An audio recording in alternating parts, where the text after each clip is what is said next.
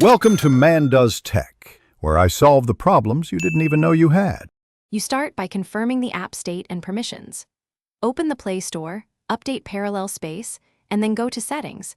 Make sure Storage, Phone, and Drawover app permissions are granted so cloned apps can load data. Once done, disable battery optimization for Parallel Space. This prevents the OS from killing background processes.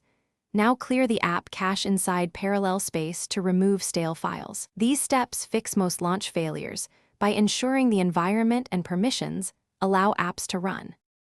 Next, remove any problematic clone and recreate it correctly.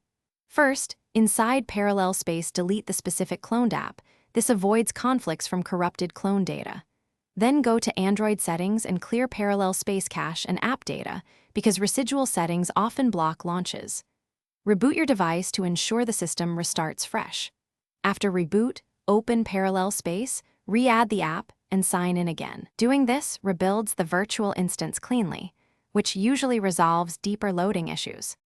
Finally, tackle compatibility and system limits.